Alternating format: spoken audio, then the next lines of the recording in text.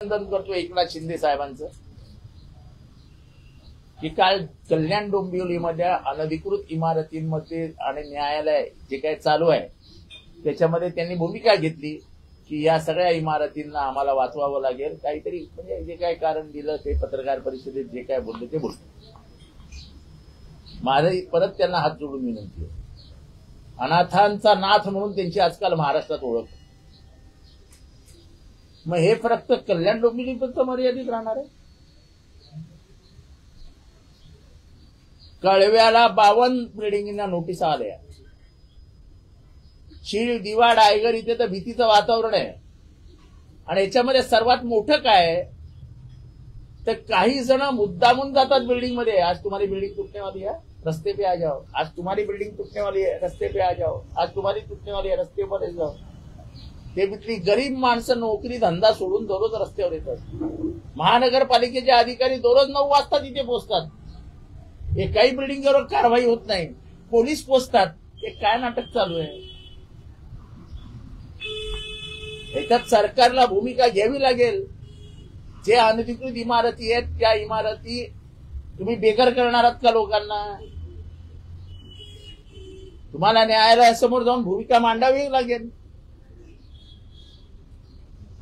कळव्यामध्ये काल 52 इमारतींना नोटिसा देण्याची तयारी सुरू झालेली आहे. 52 इमारतींना नोटिसा देऊन जर तुम्ही पाडण्याच्या प्रक्रियेला सुरुवात करणार असेल तर कळव्यामधली 52 लोक जाणार कुठे?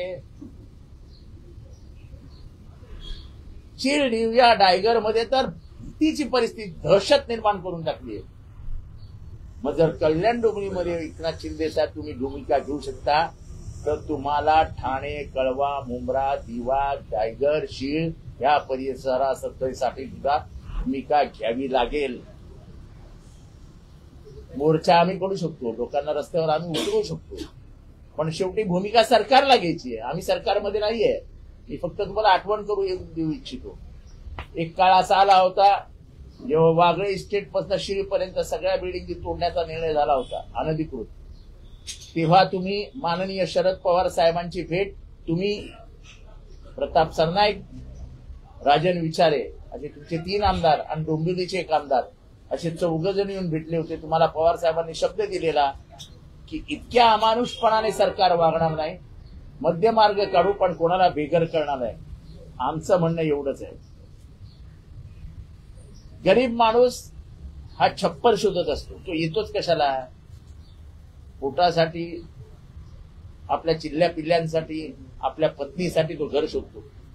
ते घर शोधत असताना त्याला बिचारायला काय माहिती असते सगळं लिगल आहे, इलिगल आहे, काय कसं आहे. तो घर घेतो आणि आज त्याला जेव्हा तुम्ही बेघर कराल, हा बांधणारा बिल्डर कोण? त्याच्यावरती काय कारवाई होणार? ते अधिकारी जे तिथे होते त्यांच्यावरती काय कारवाई होणार? गोर गरिबांना घराच्या बाहेर काढणं आणि नंतर इमारती तोडणं हे काही योग्य नाही. याला आमचा विरोध असेल आणि याच्यानंतर आम्ही हा विरोध अजून जोरात करू. पण आमची एकनाथ शिंदेकडनं एवढीच अपेक्षा आहे, शिंदे साहेबांकडनं, की जो न्याय कल्याण डोंबिवलीला लागला तोच न्याय तुम्हाला कळवा, मुंब्रा, शीळ, दिवा, डायगरला द्यावा लागेल. शीळ, दिवा, डायगरच्या इमारती सोडून तुम्ही त्यांच्यावर अन्याय आणि एकाला न्याय देऊ शकत नाही. हे मुद्दामून केलं जात आहे. कळव्यामध्ये पाणी नाही हे मुद्दामून केलं जात आहे. लोकांना गुडघ्यावरती आणायचं आहे. जबरदस्ती क्लस्टर क्लस्टर क्लस्टर क्लस्टर. आम्हाला नाही जायचं क्लस्टर मध्ये. तुमची का जबरदस्ती क्लस्टरची? आम्हाला आमच्या इमारती स्वयं विकसित करायच्या आहेत. आम्हाला एखाद्या बिल्डरला द्यायचं आहे, पण तुम्हाला मोठा बिल्डर आणायचा आहे. आणि जे बिल्डर चीटर आहेत असेच नेमके क्लस्टर मध्ये येत आहेत. कळव्यामध्ये जी काय क्लस्टरची जबरदस्ती सुरू झाली आहे ती जबरदस्ती कशासाठी आहे? ज्यांना जायचं असेल जातील क्लस्टरमध्ये, ज्यांना जायचं नाही त्यांच्या घरी तुम्ही लोक कशाला पाठवताय? दादागिरी कशाला करताय? तिथे एसआरए होऊ शकते, तिथे तुम्ही क्लस्टर आणताय. या ठाण्यातल्या सगळ्या एसआरएच्या योजना दाबून ठेवल्यात क्लस्टर क्लस्टर क्लस्टरच्या नावाखाली. अरे गोरगरीब झोपड्यांमध्ये राहतात 100 स्क्वेअर फीटचा. जर त्यांना 300 स्क्वेअर फीटचं हक्काचं घर मिळणार असेल तर त्याच्यामध्ये ते अडसर का आणताय? आणि माझं आजही मत आहे की एकनाथ शिंदे हा माणूस तसा नाहीये. हे आजूबाजूचे जे आहेत त्यांना जरा आवर घाला. पवार साहेबांनी शब्द पाळला होता. सरकार आमचं तेच म्हणणं आहे की पवार साहेबांनी एकनाथ शिंदेना दिलेला शब्द पाळला होता. शिंदे साहेब स्वतः आले होते भेटायला, तेव्हा पवार साहेबांनी पाळला होता. आज आमची एकनाथ शिंदे साहेबांकडून अपेक्षा आहे की तुम्ही शब्द द्या, पाळा. आणि जे गोरगरिबांना रस्त्यावर आणण्याचे जे प्रकार सुरू झालेले आहेत त्यांच्याकडे लोक कामावर जात नाहीये. बायका पोरांसह रस्त्यावर बसलेले असतात.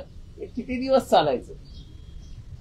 एकनाथ शिंदे यांनी नवी मुंबईच्या इमारतींना स्थगिती आदेश दिला. त्याच्याबद्दल उच्च न्यायालयात आक्षेप होते की कुठल्या अधिकाऱ्यांनी हा स्थगिती आदेश दिला. नाही, असं आहे की शेवटी मंत्री म्हणून काही अधिकारांचा वापर जर त्यांनी केला असेल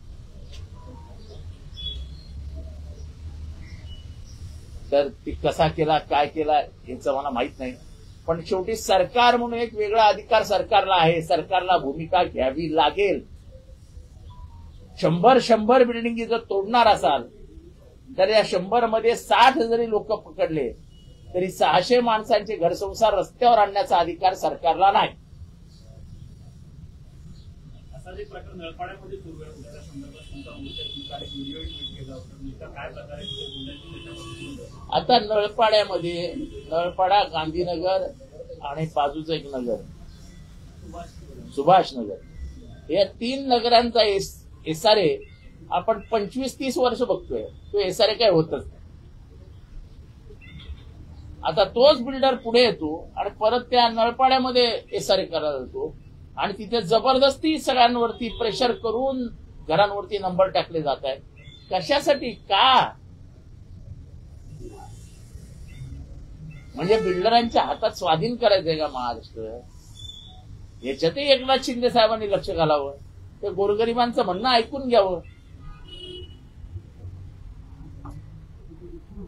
फसवणूक